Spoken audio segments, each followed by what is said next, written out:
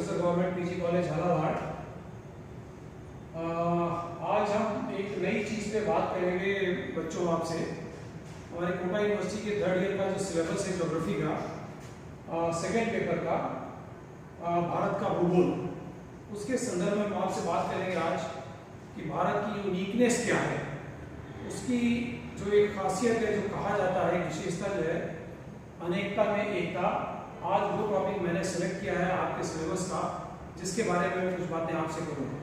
जाहिर है जब हम किसी कंट्री की बात करते हैं, किसी देश की बात करते हैं as a geographical point of view, तो हम चाहेंगे कि उसकी जो लोकेशन है सबसे पहले उसे देखें, क्योंकि जब ग्लोब पे किसी भी जगह की, किसी भी प्रदेश, किसी भी देश की एग्जैक्ट हमें लॉन्गिट्यूडनल और लैटिट्यूडनल स्थिति पता चल जाती है, तो बहुत सारी ज्योग्राफिकल कंडीशंस हमारे दिमाग में अपने आप आ जाती हैं कि अगर ये देश इस अक्षांश और देशांतर के बीच में स्थित है तो निश्चित रूप से इसकी जलवायु ऐसी होगी, धरातल लगभग ऐसा होगा, पॉपुलेशन ऐसी होगी एंड एटसेट्रा एटसेट्रा। तो सबसे पहले हम देखें भारत के बारे में कि उसकी यूनिकनेस क्या है। हम जानते हैं कि भारत का जो मेन लैंड है, जो मुख्य है, ऊपर कश्मीर से लेकर कन्याकुमारी तक का, उसका जो अक्षांशीय विस्तार है वो 8 डिग्री 4 मिनट उत्तर से लेकर 37 डिग्री 6 मिनट उत्तर तक है।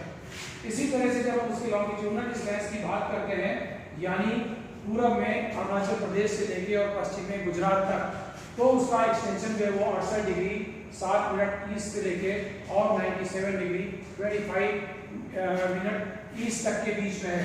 ये जो पूरा लैटिट्यूडनल लॉन्गिट्यूडनल एक्सटेंशन है, उस बीच में भारत का जो क्षेत्रफल है 32.87 लाख स्क्वायर किलोमीटर है, जो विश्व के कुल पृथ्वी के क्षेत्रफल का लगभग 2.42% है। काफी बड़ा कंट्री है, दुनिया में 7वें नंबर का विशाल देश भारत है। इसी तरह से जब हम इसकी विशालता की बात करते हैं तो उत्तर से दक्षिण तक, यानी अगर हम इसकी जो मैप देखें इसका इंडिया का, यहाँ से उत्तर से लेकर दक्षिण तक, यानी ये जो हिस्सा है जिसको हम नदर्न टिप ऑफ इंडिया कहते हैं, इंदिरा कोल, और ये मेनलैंड का जो सदर्न है जिसे हम केप कॉमरिन कहते हैं, यहाँ तक की जो इसकी लंबाई है इंडिया की वो 3214 किलोमीटर की जो पूरी लंबाई हो, और इसी तरह से इसकी जो चौड़ाई है यहाँ गुजरात के रैनाथ तक से लेकर अरुणाचल प्रदेश तक, इसकी जो चौड़ाई है वो 2935 किलोमीटर। ये जो 3214 किलोमीटर की उत्तर से दक्षिण तक की लंबाई और 2935 किलोमीटर पूरब से पश्चिम तक की इसकी चौड़ाई है। अगर हम इसकी बात करें भारत की, जो हम जानते हैं इसका कुछ हिस्सा जो है वो लैंड बाउंड्री से है और कुछ हिस्सा इसका जो है ओशनी बाउंड्री से है, इसकी सीमाएं। तो अगर हम लैंड बाउंड्री की पूरी बात करें, यानी स्थलीय सीमा जिसे हम कहते हैं, स्थलीय सीमा इसकी 15,200 किलोमीटर है। और जब हम कोस्ट लाइन को यानी तटीय सीमा को उसमें जोड़ लेते हैं मेनलैंड में, तब हम देखते हैं कि कोस्टल जो लाइन है वो 6,100 किलोमीटर। और हम जैसा कि जानते हैं कि भारत के आसपास भारतीय टेरिटरी में ही बहुत सारे छोटे छोटे द्वीप समूह भी स्थित हैं। उन द्वीप समूह के भी अगर हम तटीय सीमा जोड़ लें तो वो पूरी लंबाई 7,516 किलोमीटर हो जाती है। ये कभी कभी RSIS के प्रीलिमिनरी एग्जाम के उसमें पूछे जाते हैं क्वेश्चन, इसलिए मैं ये चीजें आपसे विशेष रूप से डिस्कस कर रहा हूँ। इसी तरह से जो बड़ी इंपॉर्टेंट चीज है, भारत जो है वो कई सारे देशों से घिरा हुआ है, इसकी बाउंड्री जो है कई सारे देशों से मिलती है।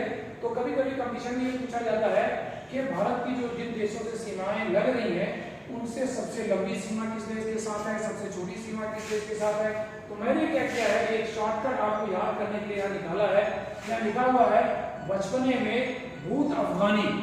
इस सेंटेंस को आप याद रखें, बचपने में भूत अफगानी का मतलब ये है बचपना BA means Bangladesh, CH means China, PA means Pakistan, NE means Nepal, ये चार। फिर उसके बाद ME मीन्स मिजोरम, म्यांमार और भूटान, भूत मीन्स भूटान और अफगानी मीन्स अफगानिस्तान। ये बिल्कुल क्रम वाइज लिखा हुआ है कि बांग्लादेश, चीन, पाकिस्तान, नेपाल, म्यांमार, भूटान और अफगानिस्तान, ये सारे देश हैं जो अधिकतम से लेकर न्यूनतम सीमा की लंबाई भारत की इन देशों से जुड़ी हुई है। इसी के साथ हम बात करते हैं कि सीमाएं का विशेष नाम है। सीमाएं भारत की दो तरह की हैं, एक तो नेचुरल बाउंड्री है और एक जो आर्टिफिशियल बाउंड्री है।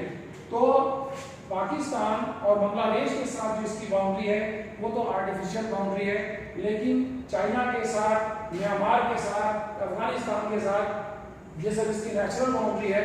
तो जो बाउंड्री कमीशन भारत की आज़ादी के साथ बनाया गया था, स्थापित किया था, जिसमें रेड ब्राउन जो उसके चीफ थे, उनके नाम पे भारत और पाक की बाउंड्री का नाम रखा गया रेड बाउंड्री।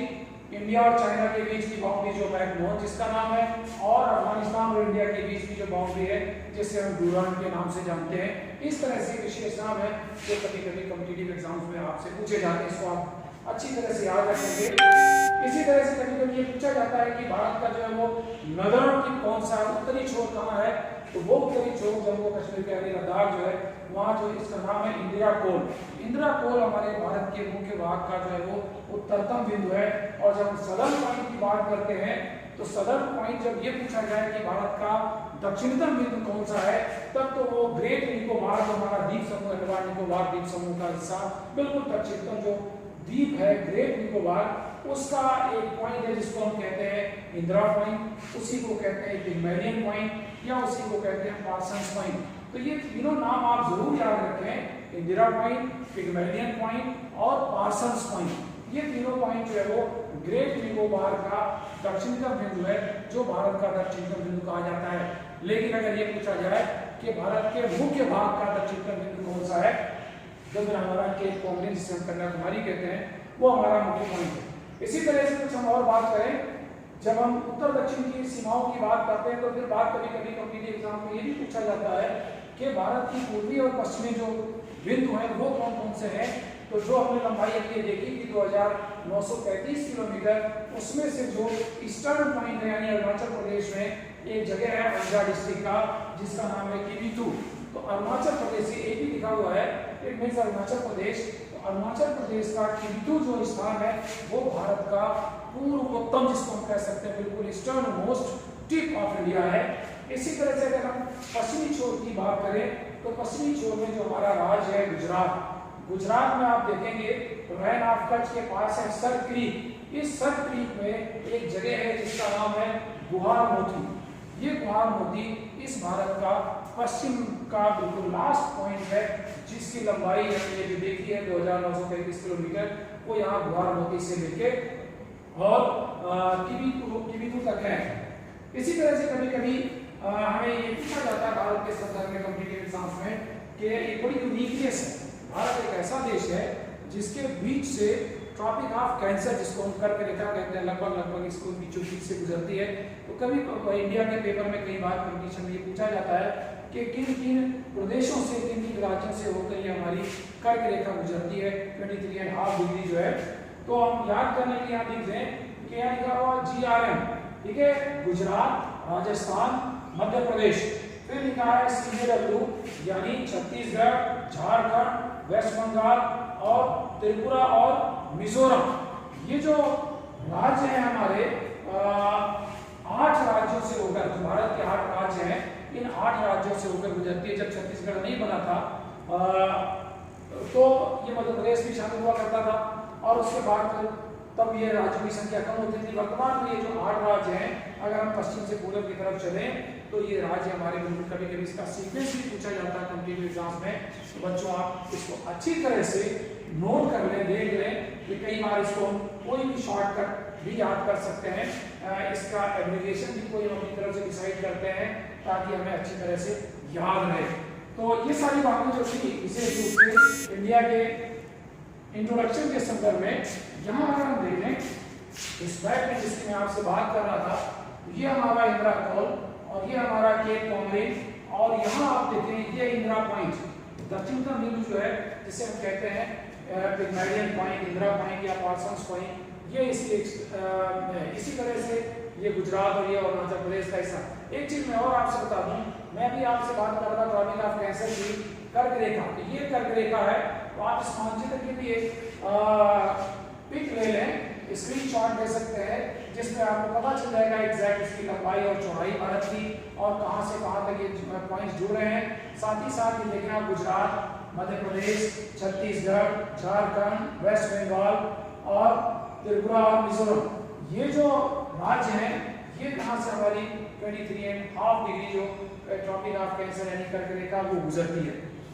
एक चीज और आपको दिख रही होगी, एक लाल सी डॉटेड लाइन है, फ्रेगमेंटेड लाइन है लाल चीज। ये है हमारा IST स्टैंडर्ड मेरिडियन, जिससे समय नापा जाता है। तो हम जैसा कि जानते हैं कि किसी भी देश का समय अगर हमें नापना होता है तो उसके मध्य भाग से जो लॉन्गिट्यूड गुजरता है देशांतर, उसके आधार पर उस देश का समय डिसाइड किया जाता है। भारत दुनिया के कुछ देश बहुत चौड़े हैं पूर्व पश्चिम दिशा में, वहाँ कई बार उनको टाइम जोन में अलग अलग बांट दिया गया है। पर भारत का ये जो आपको दिख रही है लाइन, इसको हम कहते हैं स्टैंडर्ड मेरिडियन ऑफ इंडिया। ये लिखा हुआ है स्टैंडर्ड मेरिडियन ऑफ इंडिया, जो 82 डिग्री 30 मिनट यानी 82.5 डिग्री जिसे हम कहते हैं, वो लॉन्गिट्यूड इसका है। इस लॉन्गिट्यूड पे जो समय होता है वो भारत का पूर्व से पश्चिम तक का पूरा टाइम माना जाता है। हालांकि जब हम ज्योग्राफी की बात करते हैं सूरज की मूवमेंट से, उसके रोटेशन सर्कुलेशन से, तो यहाँ अरुणाचल प्रदेश और गुजरात का चूंकि विस्तार लगभग हमने देखा था, जो लॉन्गिट्यूडनल डिफरेंस था पूर्व और पश्चिम का लगभग 30 डिग्री, तो 1 डिग्री पे 4 मिनट का डिफरेंस होता है समय का।